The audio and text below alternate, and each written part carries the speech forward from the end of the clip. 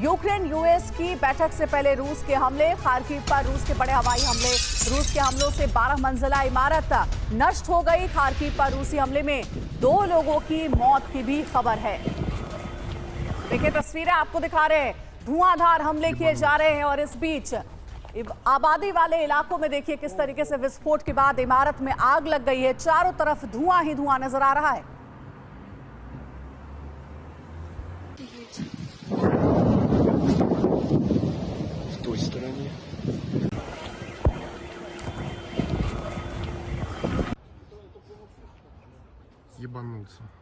रूस और अमेरिका के बीच सीधी जंग का खतरा बढ़ता जा रहा है। अब से थोड़ी देर बाद यूक्रेन और अमेरिका की high level military diplomat meeting होने वाली है। इस मीटिंग में यूक्रेन पर लगाए अमेरिकी प्रतिबंध खत्म हो सकते हैं, यानी यूक्रेन को रूस पर मनचाही जगह हमला करने की छूट मिल सकती है।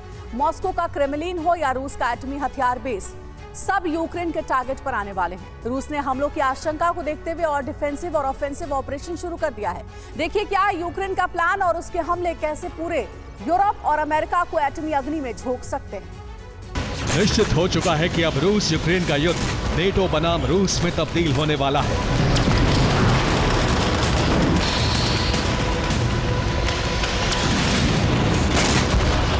उसकी वजह है यूक्रेन को पूरे रूस पर हमलों की इजाजत मिलना।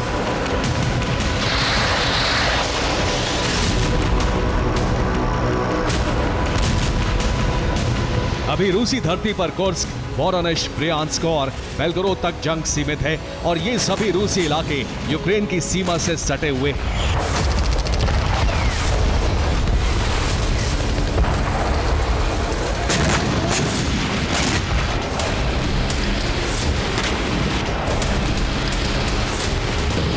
लेकिन अब सीमाई इलाकों में हो रहे हमले असीमित होने वाले हैं। ये सोची से व्लादिवोस्तोक तक जा सकते हैं।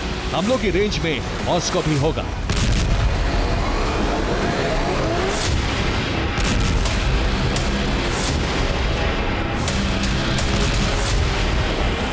क्योंकि अमेरिका रूस के हर क्षेत्र पर हमले करने की रणनीति बना रहा है।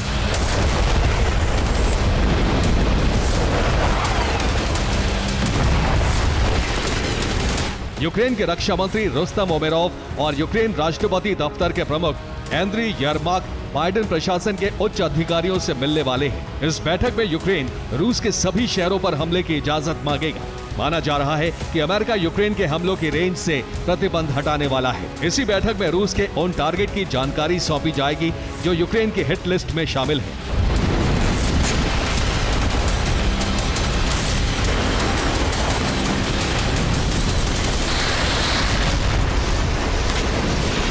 अमेरिका पर इस बात का बहुत दबाव है कि वो यूक्रेन के हमलों की रेंज पर लगे प्रतिबंध हटा ले, क्योंकि नेटो सदस्य देश ही ये कहने लगे हैं कि अमेरिका यूक्रेन से ज्यादा रूस की सुरक्षा में लगा हुआ है।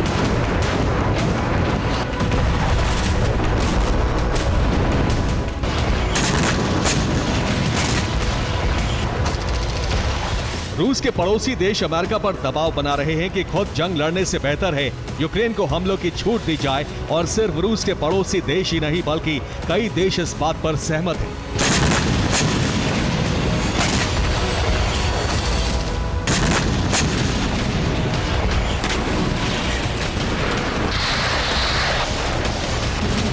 कई देशों ने यूक्रेन को अपने हथियारों से खुले हमले की इजाजत दे दी है।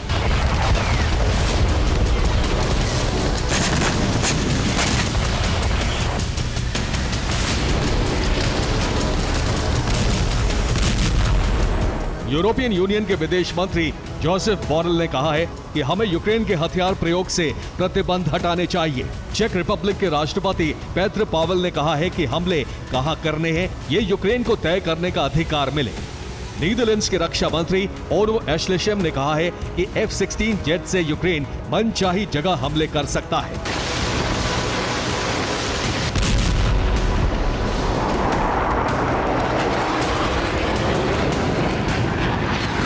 यूरोप के कई देश इस मुद्दे पर सहमत हैं कि अब रूस के हर शहर पर हमले करने का समय आ गया है।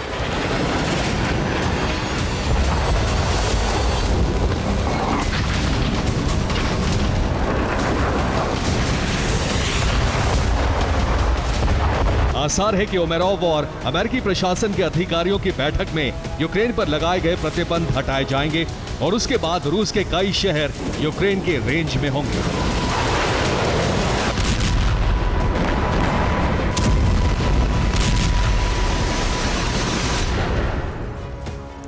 ISW यानी institute for the study of war, इसने दावा किया है कि रूस के 100 से ज्यादा एयरबेस और मिलिट्री ठिकाने अमेरिका की ATACMS टैक्टिकल मिसाइल के टारगेट पर हैं।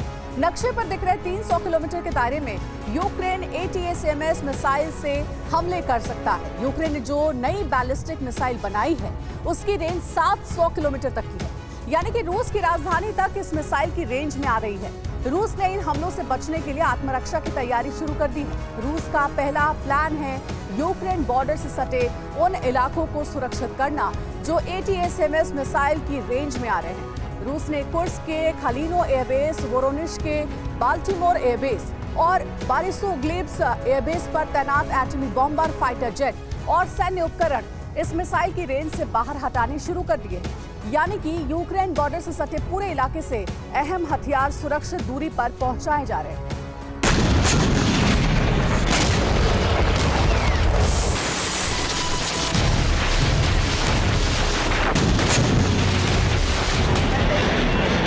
यूक्रेन किन ठिकानों पर हमले करने वाला है, बाइडेन प्रशासन के साथ बैठक में उन जगहों की जानकारी दी जाएगी। अंदाजा यह है कि 300 किलोमीटर के रेड जोन में पड़ने वाले रूस के कई अहम ठिकाने यूक्रेन की पहली लिस्ट में होंगे।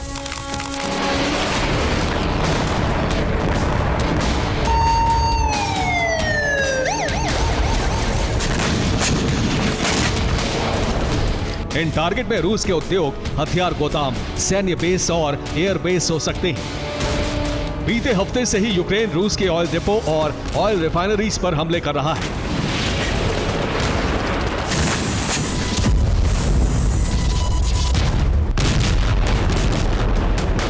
ये उन ऑयल डिपो और रिफाइनरीज की जानकारी है जिन पर यूक्रेन अब तक हमले कर चुका है। यूक्रेन 900 किलोमीटर दूर सेंट पीटर्सबर्ग की ऑयल रिफाइनरी पर हमले कर चुका है। इसके अलावा मॉस्को क्षेत्र में 750 किलोमीटर दूर 4 ऑयल रिफाइनरी जला चुका है। वोरोनिश में 3 ऑयल डिपो ध्वस्त कर चुका है। सारातोव में 900 किलोमीटर दूर 2 ऑयल रिफाइनरी जला चुका है। वोल्गोग्राद की 2 ऑयल रिफाइनरी भी यूक्रेन का टारगेट बनी है। रोस्टोव ऑन डॉन की 4 रिफाइनरी यूक्रेन जला चुका है।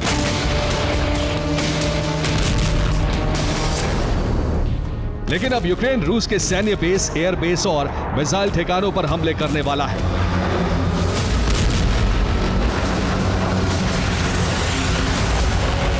Kursk, Belgorod, Voronezh, Bryansk, Rostov, Saratov ये सभी प्रांत यूक्रेन की रेंज में हैं। इन प्रांतों में जहां जहां एरोप्लेन के निशाने लगे हैं वो एयरबेस और हवाई पट्टियां हैं।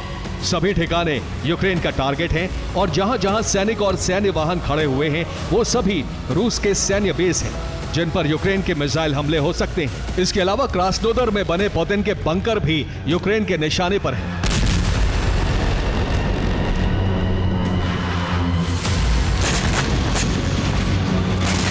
अगर यूक्रेन ने रूस पर इतने बड़े हमले शुरू किए तो आशंका यह है कि युद्ध पूरे यूरोप में फैल जाएगा, क्योंकि रूस ने चेतावनी जारी की है कि हमले हुए तो संप्रभुता की रक्षा के लिए अंतिम विकल्प भी प्रयोग किया जाएगा।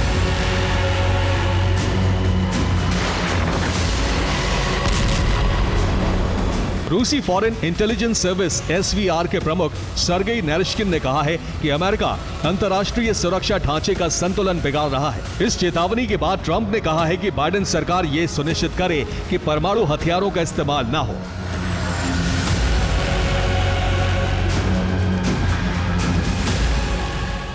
लेकिन खतरा यही है कि अगर यूक्रेन ने असीमित हमले किए तो रूस एटम बम विस्फोट कर सकता है।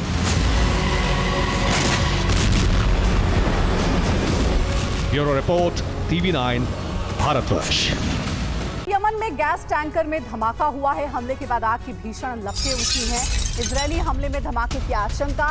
अब तक किसी हवाई हमले की खबर नहीं है।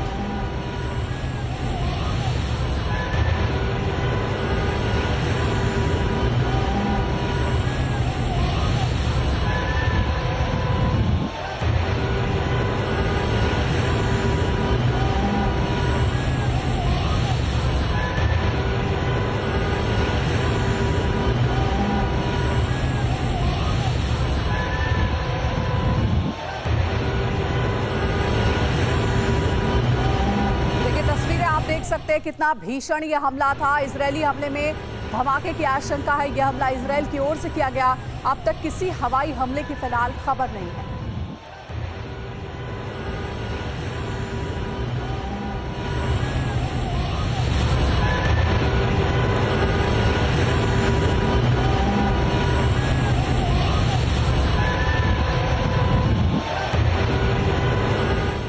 क्रास्नोगोरोवका में रूस के ड्रोन हमले हुए हैं। यूक्रेनी पोस्ट पर एसयूवी ड्रोन से हमला किया गया। रूसी हमले में यूक्रेन के कई सैनिकों की मौत भी हो गई है।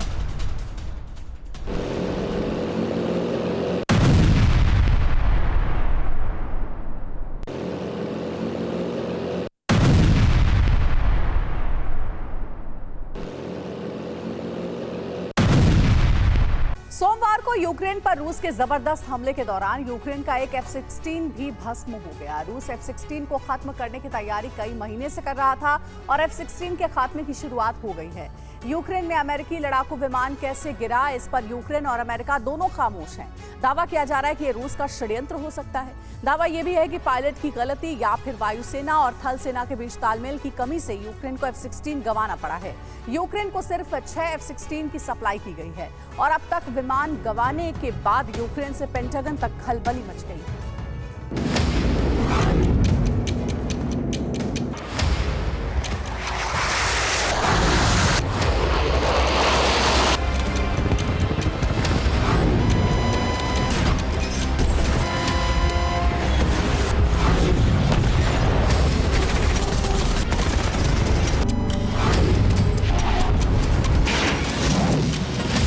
यूक्रेन के लिए सबसे बुरी खबर।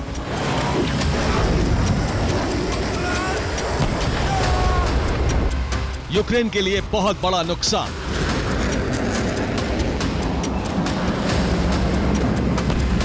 जिस लड़ाकू विमान के लिए कई बार गुहार लगानी पड़ी, बरसों इंतजार करना पड़ा,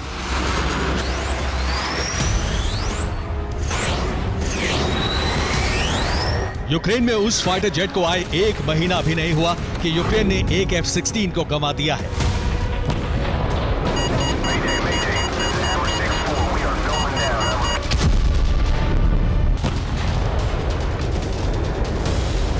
ये रूसी सेना की जांबाजी थी या यूक्रेनी पायलट की अनुभवहीनता?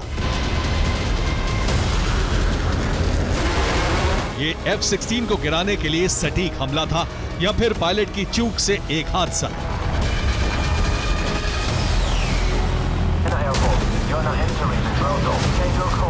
F-16 क्रैश की चर्चा यूक्रेन से लेकर दुनिया के कई देशों में हो रही है। कई दावे हैं, कई रिपोर्ट्स हैं। यूक्रेन में F-16 गिरा या गिराया गया, या फिर यूक्रेन अभी F-16 के इस्तेमाल के लायक हुआ ही नहीं है।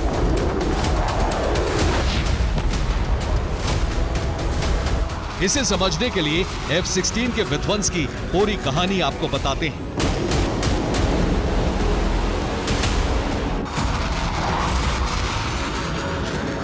तारीख 26 अगस्त, दिन सोमवार।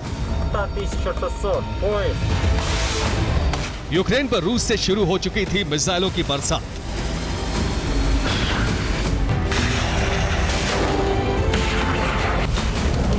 आसमान मिसाइलों के शोर से गूंज रहा था, जमीन धमाकों से कांप रही थी।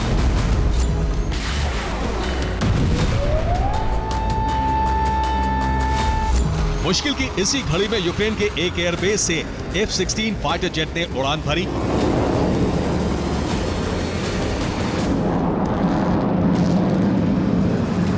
मिशन था रूसी मिसाइलों को हवा में नष्ट करना, एयर डिफेंस की कमी को पूरा करना, यूक्रेन को मिसाइल धमाकों से बचाना। यह तस्वीर उसी यूक्रेनी पायलट की है जो सोमवार को F-16 की कॉकपिट में बैठकर मिसाइलों को गिराने निकले थे।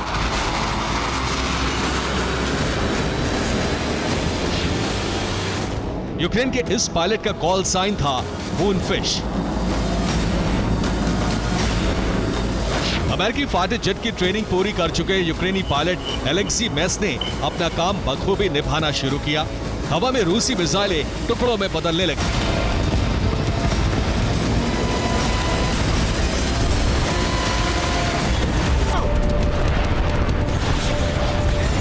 पायलट मूनफिश की जांबाजी पर ताली बज रही थी कि अचानक विमान का संपर्क रडार से टूट गया।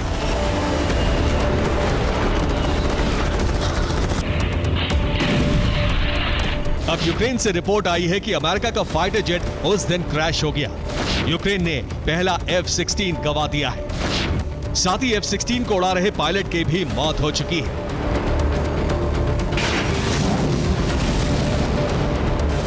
अब सवाल है कि आखिर अमेरिका का ये ताकतवर फाइटर जेट कैसे गिरा। F-16 यूक्रेन की सीमा में ही उड़ान भर रहा था, हवा में रहकर रूसी मिसाइलों को नष्ट कर रहा था। तो क्या उन्हीं में से किसी मिसाइल से फाइटर जेट की टक्कर हो गई? यूक्रेन क्रैश की बात तो कबूल रहा है, लेकिन विमान कैसे गिरा इसको लेकर अलग अलग दावे हैं।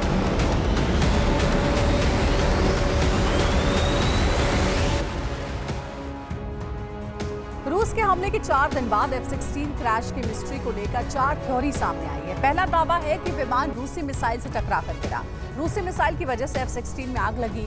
मिसाइल की वजह से ही फाइटर जेट क्रैश हुआ और पायलट की मौत हो गई। यूक्रेन के एक सांसद ने दावा यह किया है कि पैट्रियट एयर डिफेंस की वजह से F-16 क्रैश हो गया। ये वायुसेना और सेना के बीच तालमेल की कमी है। हमले के दौरान पैट्रियट ऑपरेटर से F-16 को पहचानने में चूक हो गई और पैट्रियट की मिसाइल F-16 से टक्कर हो गई।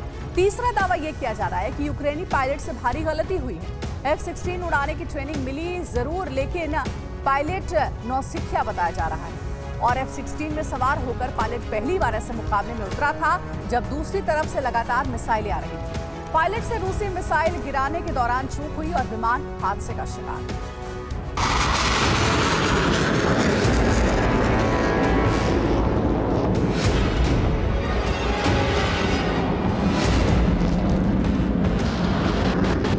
आखिरी दावा सबसे चौंकाने वाला है। क्या वाकई F-16 के कॉकपिट में उस रोज कोई अजनबी दाखिल हुआ? यह दावा दमदार इसलिए क्योंकि रूस यूक्रेन जंग में ऐसा हो चुका है।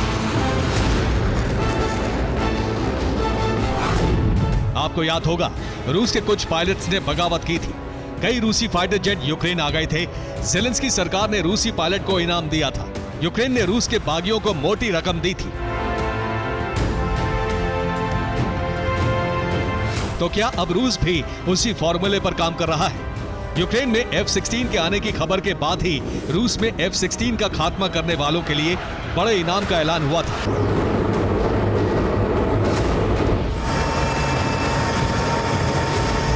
रूसी रक्षा मंत्रालय ने सैनिकों को ऑफर दिया था, पहला यूक्रेनी F-16 गिराने वालों को इनाम मिलेगा। रूसी रक्षा मंत्रालय ने 1 करोड़ 40 लाख रुपए देने का ऐलान किया था।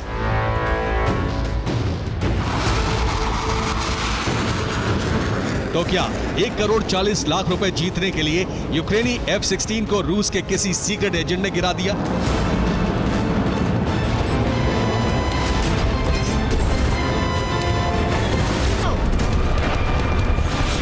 क्या अफरा तफरी के दौरान मूनफिश कोड नेम वाले पायलट को पहचानने में यूक्रेन से गलती हुई? सवाल है कि क्या यूक्रेनी मूनफिश पायलट की हत्या पहले ही हो गई? मूनफिश की जगह रूसी एजेंट ने विमान को उड़ाया, विमान को जानबूझकर क्रैश करवा दिया गया।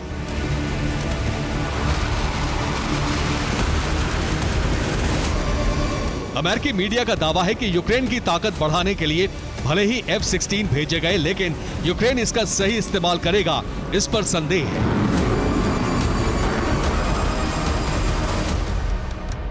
यूक्रेनी पायलट्स को बेहद जल्दबाजी में ट्रेन किया गया है। ट्रेनिंग के दौरान विमान को उड़ाने और हथियार से हमला करना सिखाया गया है।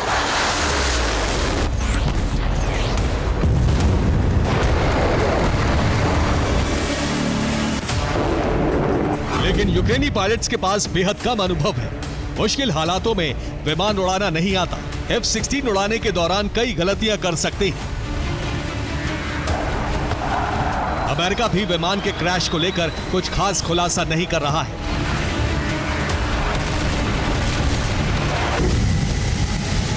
हालांकि यूक्रेन के एक सांसद ने दावा किया है कि यूक्रेनी F-16 तालमेल की कमी और फ्रेंडली फायर की वजह से क्रैश हो गया। सांसद ने दावा किया है कि जिन इलाकों में पैट्रियट की तैनाती है उसका रडार हवा में उड़ रहे हर जेट, ड्रोन और मिसाइल को गिराता है। यूक्रेन के सांसद का दावा है कि F-16 को उड़ान की जानकारी पैट्रियट ऑपरेटर्स को नहीं दी गई। F-16 की वजह से पैट्रियट डिफेंस सिस्टम को बंद करना होगा। मिसाइलों के जबरदस्त हमले के दौरान ऐसा करना नासमझी होगी। F-16 को आए अभी अधिक दिन नहीं हुआ है, इसलिए माना जा रहा है कि इसके इस्तेमाल को लेकर अभी रणनीति साफ नहीं है। वायुसेना ने हड़बड़ी में मिसाइलों को गिराने के लिए F-16 का इस्तेमाल किया और मुमकिन यह भी है कि पायलट गलती से उस इलाके में पहुंच गया जहां एयर डिफेंस एक्टिव थे। फिलहाल इस मिस्ट्री के बीच रूस में खुशी है और रूस ने दावा किया है कि जल्द यूक्रेन में आए सभी F-16 का सफाया कर दिया जाएगा। Bureau report, TV9, Bharatvarsh.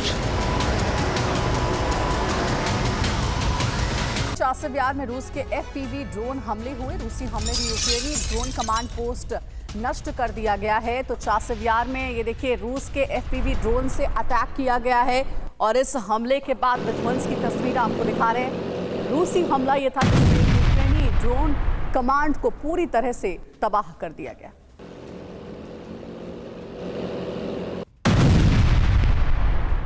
Ukraine में रूसी सेना के विजय की रफ्तार बहुत तेज हो गई है। इस वक्त रूसी सेना हर दिन यूक्रेन की 28 वर्ग किलोमीटर जमीन पर कब्जा कर रही है। पुतिन पलटन उस प्रोकोवस्क पर विजय पताका फहराने के करीब पहुंच गई है, जिसको बचाने के लिए यूक्रेन ने कुर्स्क में आक्रमण किया था। लेकिन ज़ेलेंस्की और उनकी सेना का कुर्स्क षड्यंत्र न सिर्फ नाकाम हो गया है, बल्कि अब यूक्रेन पर कई प्रांतों को खोने का खतरा भी मंडराने लगा है।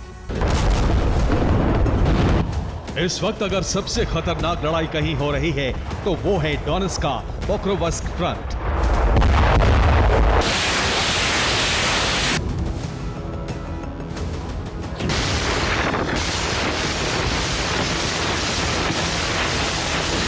पोक्रोवस्क में रूसी सेना बहुत ही विध्वंसक हमले कर रही है। कीव जीतने से पहले रूस डोनेट्स्क पर विजय का परचम फहराना चाहता है।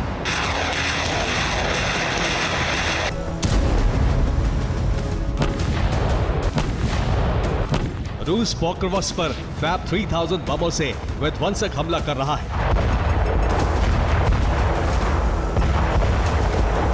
उधर रूस की पैदल सेना जमीन से धावा बोल रही है।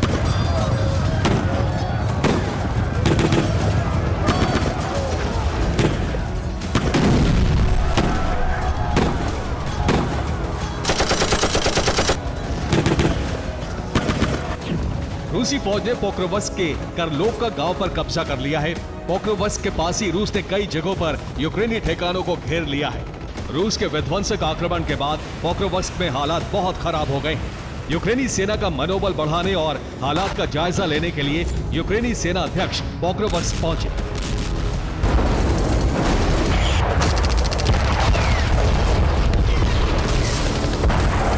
पोक्रोवस्क पहुंचे यूक्रेनी सेना अध्यक्ष अलेक्जेंडर सिल्स्की ने कहा कि रूस के हमलों की वजह से पोक्रोवस्क में हालात बेहद खराब होते जा रहे हैं। ये रूसी पोक्रोवस्क की विध्वंसक जंग है, जिसे बचाने के लिए यूक्रेन ने रूस के कुर्स्क में घुसपैठ का बड़ा सैन्य ऑपरेशन लॉन्च किया था।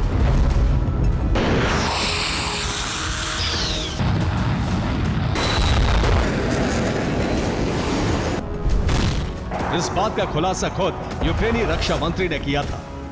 इसका मतलब यह हुआ कि कुर्स्क में ताकत झोंकना ज़ेलेंस्की और उनकी सेना के लिए उल्टा पड़ गया है। जिस पोक्रोवस्क को बचाने के लिए यूक्रेन ने इतना बड़ा जोखिम उठाया था, अब उसी के अस्तित्व पर सबसे बड़ा खतरा मंडराने लगा है।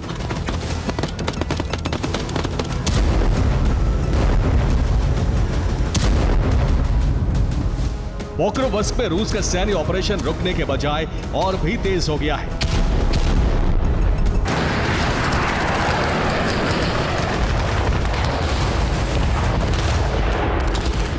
इतना तेज कि अगले कुछ दिनों में इस पर रूस का पूरी तरह से कब्जा हो जाएगा। सवाल यही है कि आखिर पोक्रोवस्क पर रूसी फौज कब्जा क्यों करना चाहती है।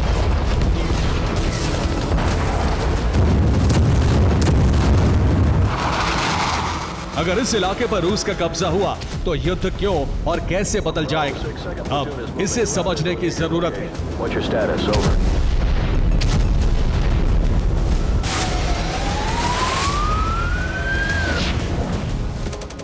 प्रोकोवस्क यूक्रेन की जंक्शन सिटी है। ये रोड और रेल का बहुत बड़ा हब है। पूर्वी फ्रंट पर यूक्रेनी सेना के लिए सप्लाई का बड़ा सेंटर है। यहीं से यूक्रेनी सेना को हथियार रसद की सप्लाई होती है। रूस के टारगेट पर प्रोकोवस्क से कोस्तियानविका और जोड़ने वाली सड़क और रेल लाइन बताई जा रही है। रूस कोस्तियानविका सड़क को तबाह करने की कोशिश कर रहा है। भीषण हमले के साथ प्रोकोवस्क पर कब्जा करने का प्रयास है। प्रोकोवस्क पर कब्जा हुआ तो रूसी सेना चासिफकार कोस्तियानविका की सप्लाई को लाइन को काट देगी और बाखमुट, होरोदिवका और बुहेल्जर का सप्लाई रूट भी काट दिया जाएगा। इसके बाद रूस के लिए पूरे डोनेट्स्क पर कब्जा आसान हो जाएगा।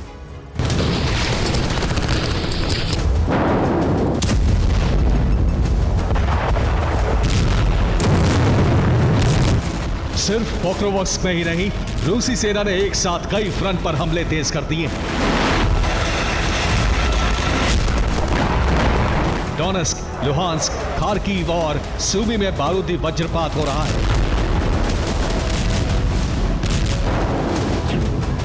लुहांस्क के स्तेलम खोक्का में रूस ने यूक्रेन के 2 ठिकानों पर कब्जा कर लिया।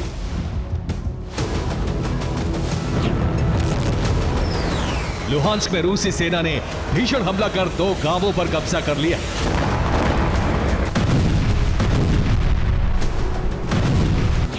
क्रेमेनिया में रूस ने यूक्रेन की टैंक ब्रिगेड को खत्म कर दिया।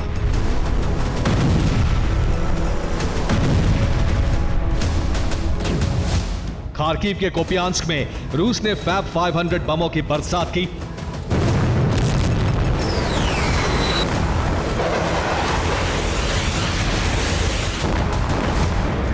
कोपियांस्क में रूस के हमले में 17 यूक्रेनी सैनिक मारे गए।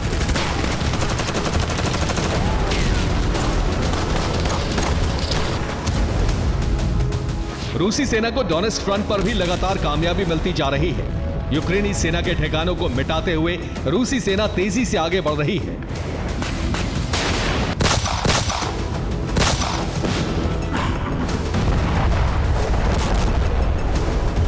सूबी में ही ग्रैंड रॉकेट लॉन्चर से भीषण हमला कर रूस ने यूक्रेन के रडार और सैन्य वाहन को जला दिया। डोनेस्क में भी रूसी सेना ने 2 इलाकों पर विजय का परचम फहरा दिया। Чтобы было меньше обстрелов по Донбассу! Ура! डोनेस्क के टोरस्क में रूस ने उस इमारत को तबाह कर दिया जहां यूक्रेन के सैनिक छिपे हुए थे। चासिव यार के 40% भूभाग पर अब रूस का कब्जा कायम हो चुका है। रूस की सेना अब हर दिन यूक्रेन के 28 वर्ग किलोमीटर जमीन पर कब्जा कर रही है।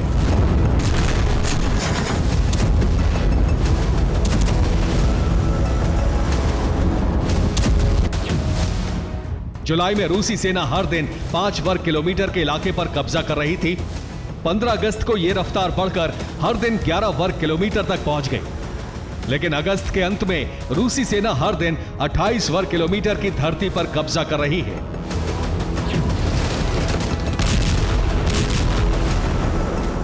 विध्वंस की यह वो रफ्तार है जो ऐलान कर रही है कि रूस के वज्रपात से अब यूक्रेन की राजधानी कीव का बचना बहुत मुश्किल है।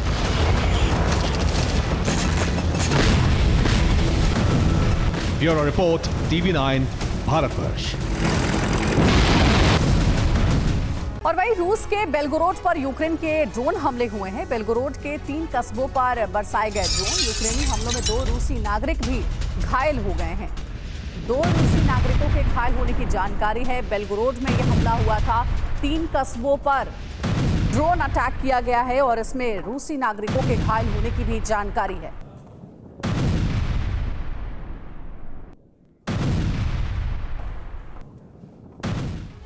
कुर्स्क से खबर है जहां यूक्रेन के क्लस्टर बॉम्ब से हमले हुए हैं। रूसी चौकियों पर गिराए गए हैं क्लस्टर बॉम्ब। तो देखिए, क्लस्टर बॉम्ब से हमले किए गए हैं कुर्स्क में। बताया जा रहा है एक के बाद एक कई ऐसे बमों से हमला किया गया और उसके बाद देखिए जोरदार धमाका हुआ है कुर्स्क में।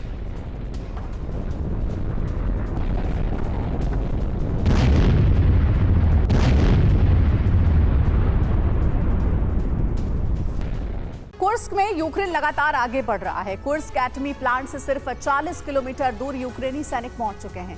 अब खतरा इस बात का है कि अगर यूक्रेन ने कुर्स्क न्यूक्लियर प्लांट पर हमला कर दिया तो रूस में भारी तबाही को कोई नहीं रोक सकता है। खौफनाक हालात को भांपते हुए रूस ने कुर्स्क प्लांट को अभेद किले में तब्दील कर दिया है। इसके अलावा यूक्रेनी सैनिकों को खदेड़ने के लिए एयर स्ट्राइक की जा रही है। अब यूक्रेन बैकफुट पर आ सकता है, इसलिए कुर्स्क में ज़ेलेंस्की ने बेयर ब्रिगेड को उतार दिया है। कुर्स्क में यूक्रेन ताबड़तोड़ हमले करते हुए आगे बढ़ रहा है।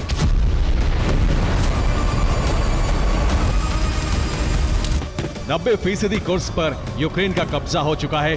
बस 1-2 मिलिट्री बेस और कुर्स्क न्यूक्लियर प्लांट पर कब्जा बाकी है।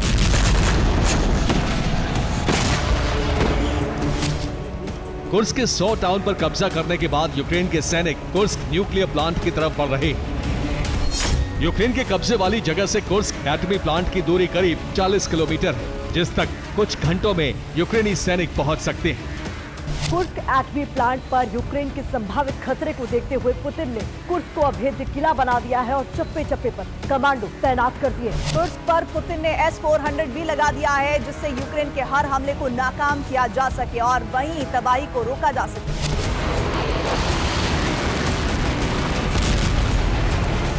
ये सैटेलाइट तस्वीरें इसी बात का सबूत हैं कि रूस कुर्स्क की सुरक्षा के लिए घेराबंदी कर रहा है। इन दोनों तस्वीरों में देखा जा सकता है कि रूस ने प्लांट के चारों तरफ घेराबंदी की हुई है। इंफ्रास्ट्रक्चर भी बनाया हुआ है, क्योंकि रूस जानता है अगर प्लांट में विस्फोट हुआ तो भारी तबाही मचनी तय है, और वो तबाही किसी भी सूरत में हिरोशिमा नागासाकी से कम नहीं रहने वाली।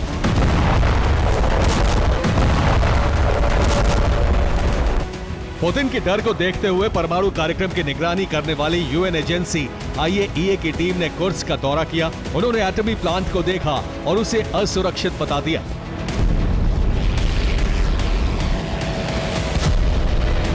IAEA चीफ ने बताया है कि युद्ध के समय इस प्लांट पर खतरा बढ़ चुका है, जो हजारों लोगों की जिंदगी के लिए काल बन सकता है।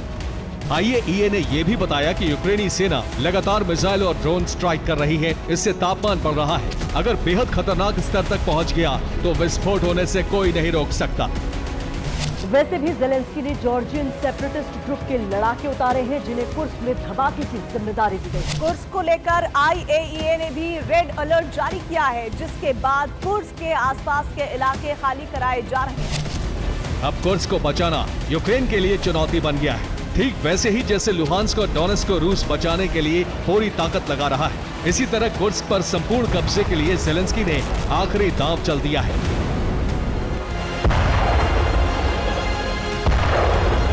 यानी अब कुर्स्क में आर पार की जंग होने वाली है। लेकिन इस युद्ध में खतरा इस बात का है कि अगर कुर्स्क एटमी प्लांट में विस्फोट हुआ तो चेर्नोबिल जैसी तबाही दुनिया फिर देख सकती है।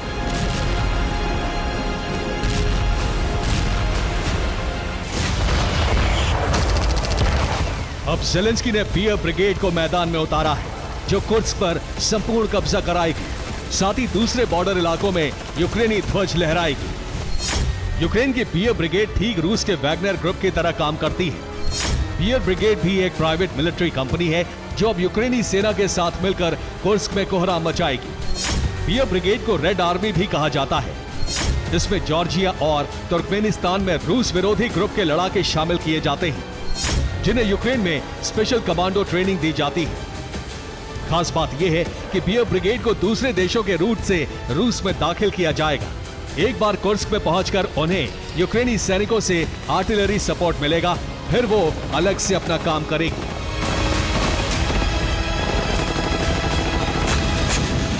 यानी ज़ेलेंस्की अब रूस की तरह प्राइवेट आर्मी को मैदान में उतारकर तबाही मचाने का प्लान बना रहे हैं। यानी अब रूस को 2 मोर्चों पर युद्ध लड़ना पड़ेगा।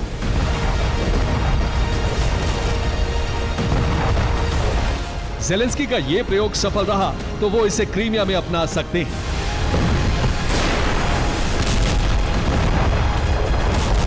कुर्स्क के अलावा यूक्रेन दूसरे इलाकों में एनर्जी सेक्टर पर भी हमले कर रहा है।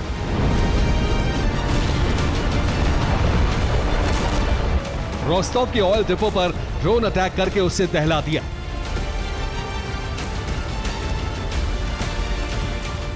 हालांकि रूस की तरफ से जवाब दिया जा रहा है। कुर्स्क में अब फाइटर जेट्स और ड्रोन से बमबारी करके यूक्रेन को अच्छा खासा नुकसान पहुंचाया है।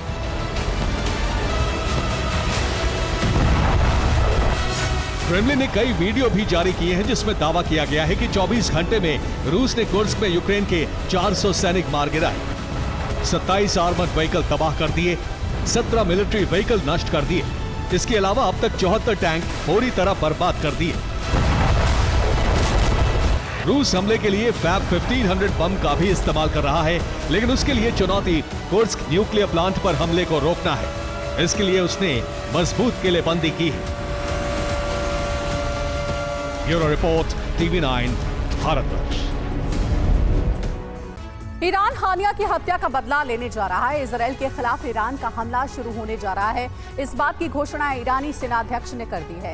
ईरान के खतरनाक प्लान का संकेत उस वक्त मिला जब ईरान ने अपने परमाणु कार्यक्रम को तेज कर दिया और इसी के साथ ही इजराइल और लाल सागर में ईरानी प्रॉक्सी ने विध्वंसक हमले शुरू कर दिए हैं। माना यह जा रहा है कि परमाणु परीक्षण करने के बाद ईरान इजराइल को मिटाने का अभियान शुरू कर सकता है। हिजबुल्लाह के हमले से इजराइल में आपातकाल लग गया।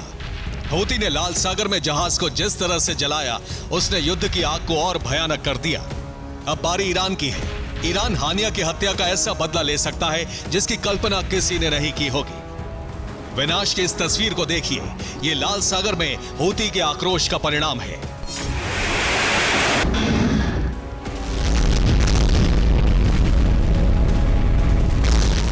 लाल सागर से गुजर रहे ग्रीस के जहाज को हूती ने मिसाइल हमला कर इस तरह से जला दिया।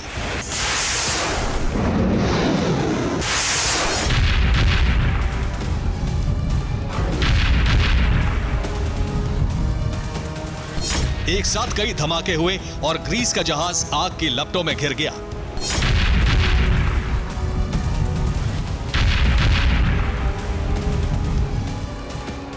ग्रीस का जहाज ऑयल टैंकर लेकर जा रहा था, इसीलिए हमले के बाद उसमें भीषण आग लग गई।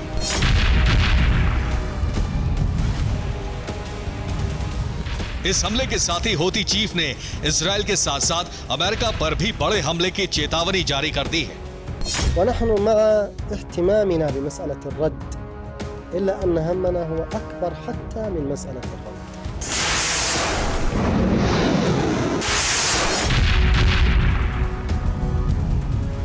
लाल सागर में हूती ने जहाज को निशाना बनाया तो अमेरिका ने उसके खिलाफ बड़ा सैन्य ऑपरेशन छेड़ दिया।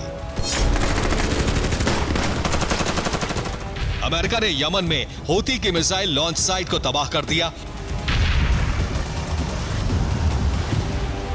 हूती को पूरी तरह खत्म करने के लिए अमेरिका ने 10 देशों की टास्क फोर्स बना ली है। इसमें सिर्फ 1 अरब देश बहरीन शामिल है। ये टास्क फोर्स लाल सागर में हूती के खिलाफ सैन्य अभियान चलाएगी।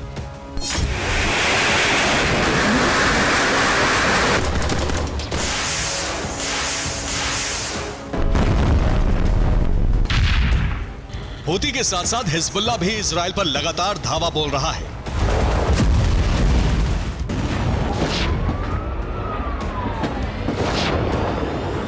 हिजबुल्लाह के हमले की वजह से किर्यत शिमोना में कई इमारतें मलबा बन गईं। हाइफा में हमले के बाद इजराइल के गैस स्टेशन में भीषण आग लग गई। हिजबुल्लाह ने तेल अवीव के पास इजरायली बेस पर 6 ड्रोन से हमला किया। इजराइल के अब्बाद साइट पर हिजबुल्लाह ने सर्विलांस सिस्टम को तबाह कर दिया। बदले में इजराइल ने भी दक्षिणी लेबनान में बड़ा एयर ऑपरेशन चलाया और हिजबुल्लाह से जुड़े कई ठिकानों, हथियार गोदाम, मिसाइल और रॉकेट लॉन्च साइट का वजूद मिट गया। माना जा रहा है कि हिजबुल्लाह और हूती के बाद अब इजराइल में ईरान हमले करने जा रहा है। इस बात का संकेत तब मिला जब ईरान के सेना अध्यक्ष मेजर जनरल मोहम्मद बाघेरी ने कहा कि ईरान हानिया की हत्या का बदला लेकर रहेगा। इसी के साथ ईरान का परमाणु कार्यक्रम भी तेज हो गया है।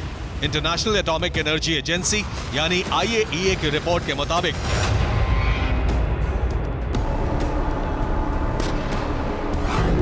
ईरान के पास इस वक्त 60% गुणवत्ता वाला 165 किलो संवर्धित यूरेनियम है।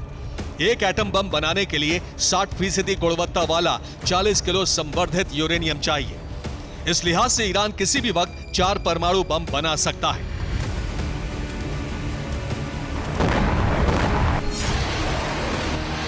माना जा रहा है कि ईरान इजराइल पर इसीलिए हमला नहीं कर रहा है क्योंकि वो परमाणु परीक्षण करने जा रहा है। एटमी विस्फोट के बाद ही वो इजराइल से हानिया की हत्या का बदला ले सकता है। Bureau report, TV9 Bharatvarsh. West Bank में पिछले 48 घंटे से इजराइल ने धुआं कर दिया है। एक सीक्रेट ऑपरेशन में 12 से ज्यादा हमास लड़ाकों को मार गिराया। इसके अलावा सेंट्रल गाजा में भी इजराइल के हमले जारी, यानी युद्ध विराम के कोई आसार नजर नहीं आ रहे हैं। इस बीच गाजा और वेस्ट बैंक की खौफनाक स्थिति पर अमेरिका और रूस संयुक्त राष्ट्र सुरक्षा समिति में आपस में भिड़ गए। पिछले 24 घंटे से वेस्ट बैंक में कोहराम मचा हुआ है। वहां कितनी तबाही हुई है वो ये तस्वीरें बता रही हैं।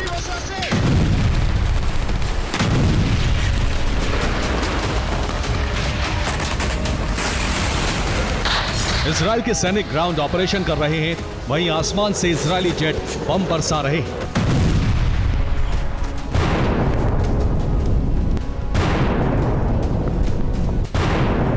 लेकिन वेस्ट बैंक में ऑपरेशन इतना आसान नहीं है क्योंकि सिविलियन के बीच में हमास और PIJ के लड़ाके छुपे हुए हैं।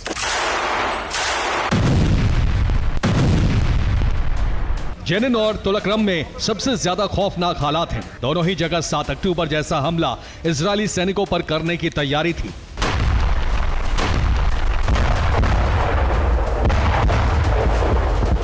लेकिन मोसाद के इनपुट के बाद हमले से पहले ही IDF ने ऑपरेशन करके हमले को नाकाम कर दिया।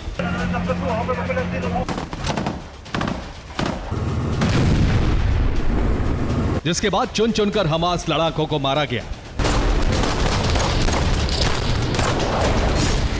IDF ने दावा किया है कि 24 घंटे में 12 हमास लड़ाके मार गिराए, जबकि 10 से ज्यादा गिरफ्तार कर लिए। इस दौरान कई एक्सप्लोजिव डिवाइस और हथियार भी बरामद किए गए।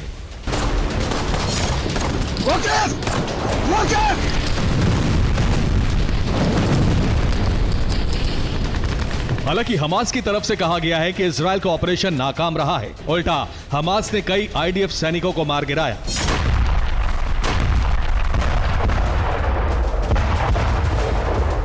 जेनिन में इस तरह का ऑपरेशन रेफ्यूजी कैंप के पास किया गया। इस दौरान टैंक और बुलडोजर से कैंप को पूरी तरह उजाड़ दिया गया।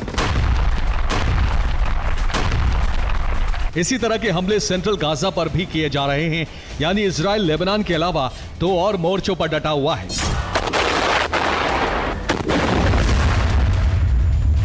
इस दौरान गाजा की स्थिति को लेकर संयुक्त राष्ट्र सुरक्षा समिति में रूस और अमेरिका के प्रतिनिधि आपस में भिड़ गए। चर्चा हो रही थी कि मध्य पूर्व में शांति स्थापना के लिए कौन देश बेहतर कोशिश कर रहा है। इस पर UNSC में अमेरिका के उप प्रतिनिधि रॉबर्ट वुड ने रूस को काउंटर करते हुए कहा, मुझे यहां बैठाकर आपको यह बताने की आवश्यकता नहीं है अमेरिका ने शांति प्रस्तावों के बारे में क्या किया। आप इससे अच्छी तरह वाकिफ हैं। मुझे लगता है इस कमरे में बैठा हर कोई जानता है कि अमेरिका ने कितनी कोशिशें की हैं, जो जारी हैं।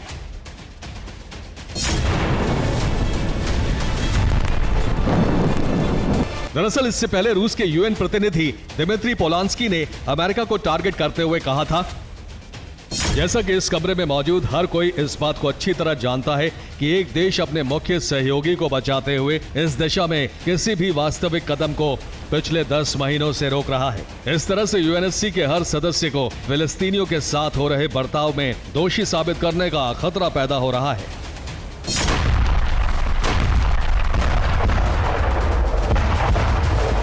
यानी रूस ने सीधे तौर पर मध्य पूर्व के हालात के लिए अमेरिका को जिम्मेदार ठहरा दिया। अब अमेरिका बौखला गया है।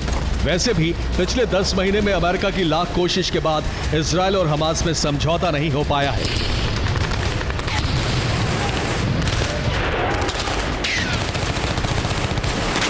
Bureau report, TV9 Bharatvarsh.